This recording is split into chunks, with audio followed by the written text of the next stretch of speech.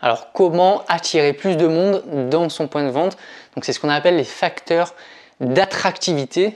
Attractivité pour dire je vais chercher le client et je vais l'attirer dans mon point de vente, je vais le séduire en quelque sorte. Donc vous avez la zone d'implantation qui est un facteur d'attractivité. C'est-à-dire qu'on a tendance à dire que les zones où il y a beaucoup de concurrence, on pourrait se dire bon, je ne vais pas aller m'installer là dans les zones commerciales parce qu'il y a beaucoup de monde. Mais en réalité, les zones commerciales, ça attire beaucoup de monde.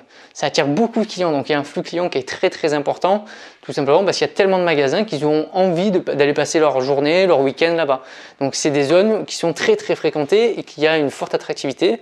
Bien sûr, si vous êtes dans un endroit touristique, dans une galerie marchande ou autre, vous avez aussi, c'est un facteur d'attractivité, vous aurez des gens qui vont venir se promener et qui vont venir découvrir la région et qui vont passer dans votre magasin.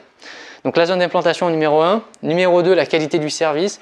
Forcément, si vous avez une qualité de service irréprochable, donc avec un très bon accueil, un personnel qui est formé à l'accueil du client, à être disponible, à être aimable, à les renseigner, forcément vous allez avoir un service qui va être top et les gens vont revenir et ça va avoir un effet boule de neige puisqu'il va avoir une très bonne note sur votre qualité de service.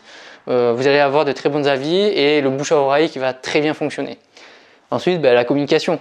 Forcément, si vous faites beaucoup de publicité, nationale ou régionale ou locale, vous avez plus de chances d'attirer du monde. Si vous êtes un magasin, vous ne faites pas de publicité, il n'y a personne qui vous voit et il n'y a personne qui viendra forcément. Donc voilà, la communication, forcément, ça a un impact sur le flux en magasin. Quatrième point, le merchandising. Donc merchandising, c'est l'art justement de mettre en pratique plusieurs techniques pour séduire le consommateur, pour mettre en valeur le produit. Grâce à une bonne théâtralisation de l'offre, ça peut être aussi l'ambiance dans le magasin qui peut attirer justement du monde. Ensuite, vous avez l'identité visuelle aussi. C'est-à-dire le logo de l'enseigne, les couleurs, donc la charte graphique, le mobilier qu'on utilise. Si c'est un mobilier plutôt noble ou qui fait une bonne présentation, où on se sent bien, c'est plutôt agréable, ça va attirer plus de monde. Et le logo aussi, quand vous voyez au loin une grande enseigne très connue, quand vous êtes sur l'autoroute et que vous voyez un grand panneau, vous l'identifiez directement, ça va attirer du monde, forcément. Si vous n'avez pas de panneau, pas d'enseigne, les gens vont avoir du mal à rentrer dans votre magasin parce qu'ils ne sauront pas dans quoi ils vont mettre les pieds réellement.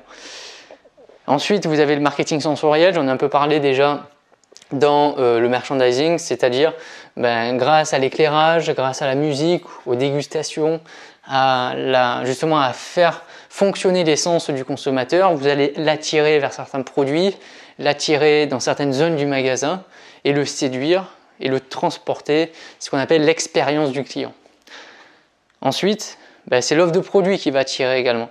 C'est-à-dire qu'on peut remarquer que les clients vont être prêts à faire beaucoup de kilomètres pour aller dans un hypermarché parce qu'ils sauront qu'ils vont pouvoir tout trouver de leurs produits, alors que dans les supermarchés, ils vont dire jusqu'à 15 minutes, 20 minutes maximum. Par contre, les hypermarchés, ils pourront mettre une demi-heure, trois quarts d'heure parce qu'ils savent qu'ils vont avoir tous les produits de disponibles.